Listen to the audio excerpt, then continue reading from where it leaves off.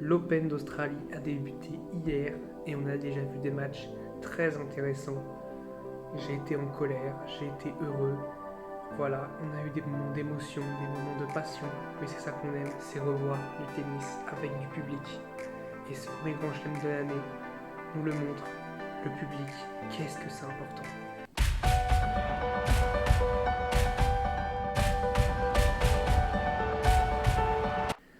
Salut à tous, j'espère que vous allez bien. Moi en tout cas je vais bien, je suis très heureux de pouvoir vous parler de ce premier tour de l'Open d'Australie, féminin et masculin. On a eu de belles surprises, voilà, on va voir ce qu'ont fait nos Français, nos Françaises.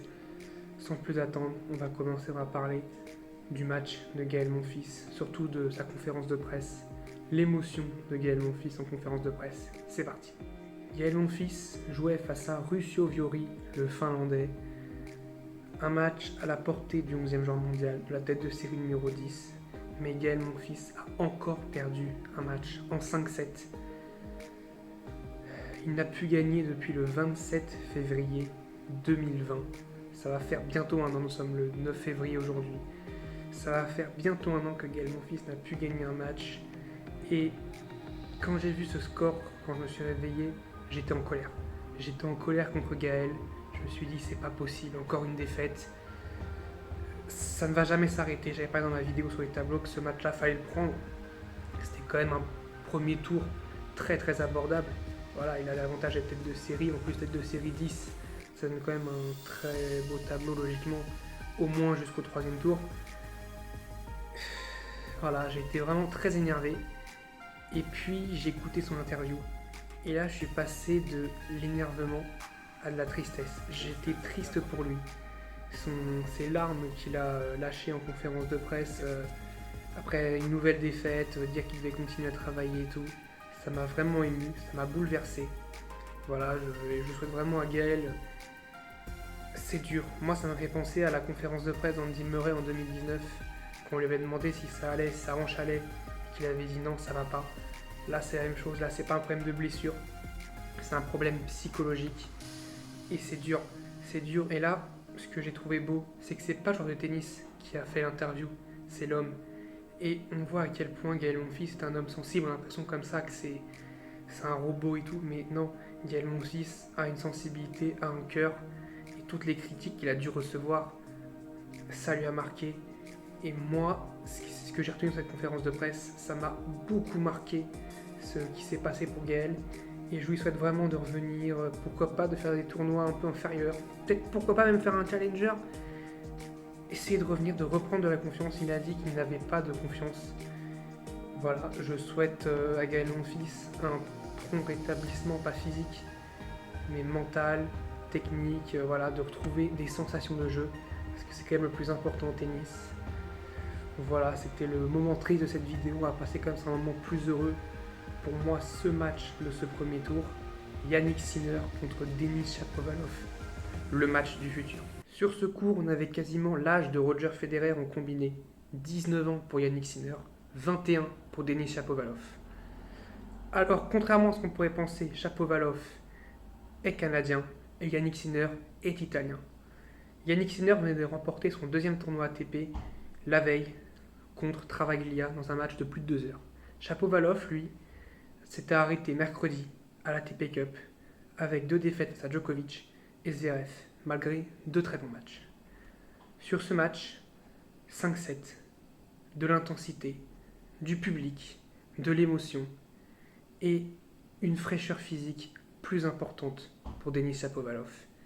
Un Sinner qu'on a senti chanceler par moments, peut-être sa semaine assez dure. Il a combiné 13 heures de match, en comptant en plus le match à Shapovalov. Plus de 13h30 sur le court. Alors que Shapovalov avait lui une pause, on va dire un grand week-end, de mercredi à dimanche pour préparer ce match. Alors est-ce une erreur de la programmation d'avoir fait jouer Jannik Sinner le lendemain d'un tournoi remporté? Ou alors est-ce que c'était une bonne idée? En tout cas, on ne saura pas si le match avait changé, si ça avait été joué par exemple aujourd'hui. Mais j'ai envie de dire bravo à Shapovalov parce qu'il a souvent perdu des matchs en 5-7. Je pense à contre Gaël Monfils à l'US Open 2019, où il mène 4-1 dans le cinquième. Je pense face à Carballes Baena à Roland Garros, là, 2020, où il sert deux fois pour le gain du match et qu'il se fait remonter, qu'il perd ce match. Ou encore même face à Carreño Busta, où il perd en 5-7 à l'US Open 2020, alors qu'il pouvait décrocher une place en demi-finale. Enfin, il arrive à remporter ce match. Ça n'a pas été facile. Il a quand même dû se battre. Et moi, honnêtement, quand il a mené 2-7-1, je me suis dit, c'est bon, Yannick Sinner, physiquement, ça va être fini et tout.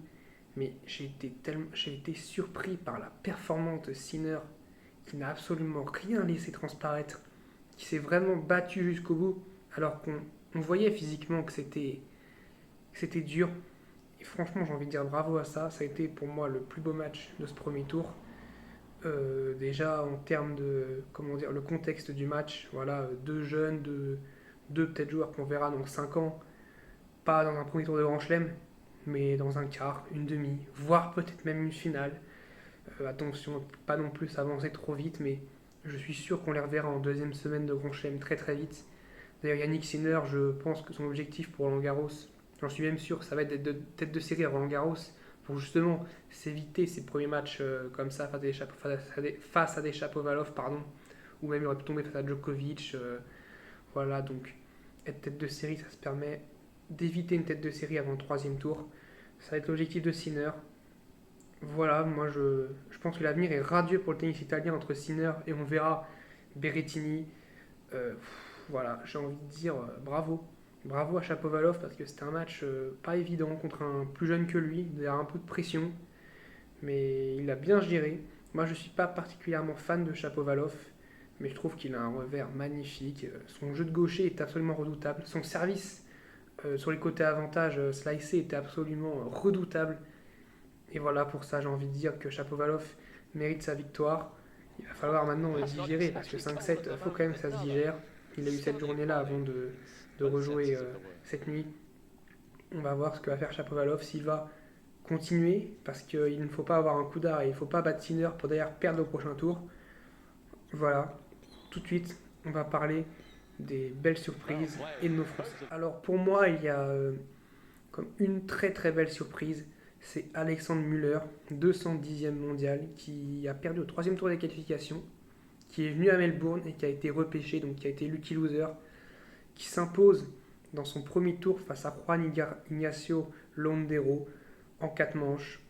Un match très solide pour le jeune Alexandre Müller. Franchement, bravo, parce que venir à Melbourne, alors qu'il n'était pas sûr de jouer, au final il est bien repêché. Il remplace Delbonis, d'ailleurs un autre Argentin.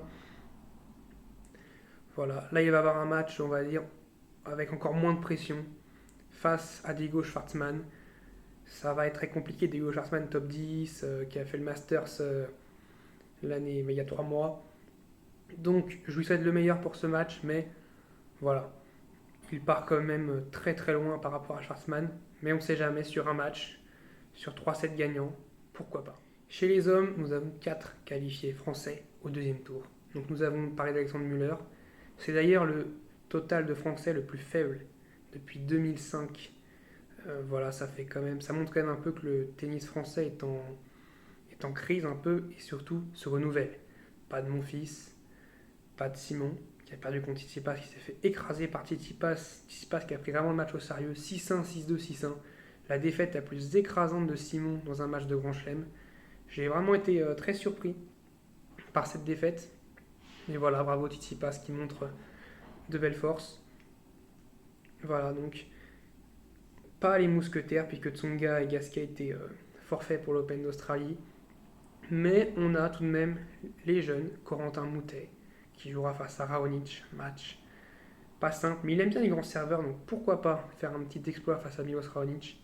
Et puis un match qui peut être épique, électrique, je dirais même, entre Hugo Humbert et Nick Kyrgios qu'on aura au second tour. Voilà, Hugo Humbert qui le sait, avoir le public contre lui, Kyrgios contre lui, avoir la terre entière contre lui peut-être. Mais au moins il va pouvoir bien s'amuser sur course. Avec Kyrgios, je pense toujours un bon moment pour s'amuser. Je lui souhaite le meilleur, voilà. Je souhaite vraiment à Humbert de faire le meilleur match possible. On verra bien ce qui va se passer. Et puis Adrian Manarino, la tête de série française qui est présent. Toujours là, Manarino, toujours, on n'en parle jamais, mais il est là, il est présent. Et chez les femmes, on a aussi 4 françaises qualifiées. Alors, on en partait avec 6 au départ, on partait avec 6 françaises. Donc en avoir 4, c'est bien. Alors que chez les Français, on en partait avec 10, on n'a plus que 4.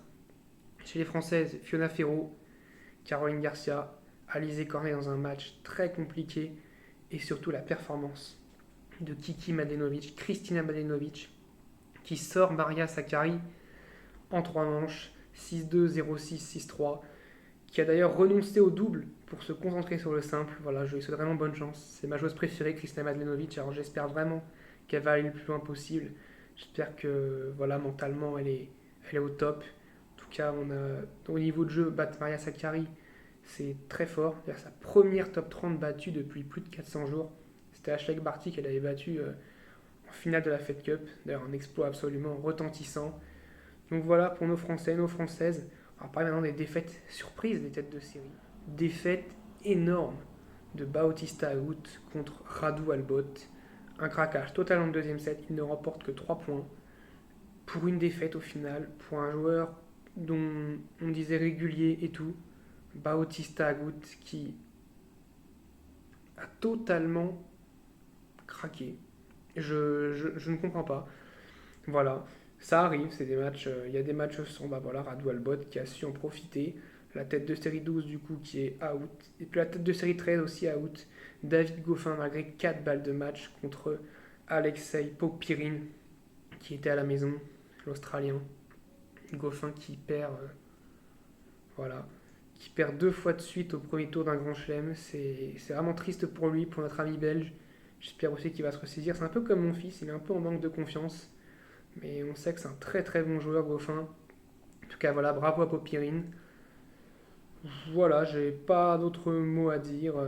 Il y a eu Angélique Kerber chez les filles qui a perdu. Petite surprise quand même, Angélique Kerber qui avait remporté le tournoi en 2016. Azarenka qui perd contre Pegula, ça aussi une énorme surprise. C'est des joueuses qui ont été confinées strictement pendant 15 jours, donc peut-être que ça a impacté. Ça a sûrement impacté au niveau de leurs conditions physiques.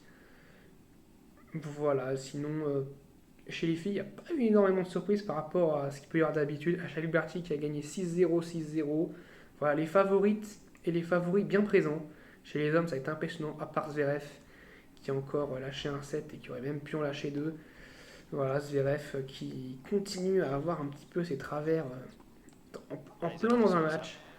J'espère pour lui que ça va cesser. J'ai été surpris par Berrettini contre Kevin Anderson qui sauve 8 balles de 7 dans la première manche avant de remporter 7-6, 7-5, 6-3. Un Berrettini très solide, vraiment il m'impressionne. Fognini qui a été bon. Voilà, Dominor qui a été bon. Les favoris sont présents. Nadal, malgré son problème de dos qui a écrasé Djere, mais bon, Djere c'était pas non plus un révélateur. On va attendre de le voir avancer dans les tours et voir on va dire un vrai potentiel adversaire pour Rafael Nadal, pour voir sa condition physique. Tsitsipas au rendez-vous, Medvedev au rendez-vous, Djokovic au rendez-vous, Thiem au rendez-vous. Ils sont tous au rendez-vous. Elles sont tous au rendez-vous aussi, Osaka, Kenin, Serena Williams, même Svitolina qui a gagné. Franchement, on va peut-être avoir un bel Open d'Australie.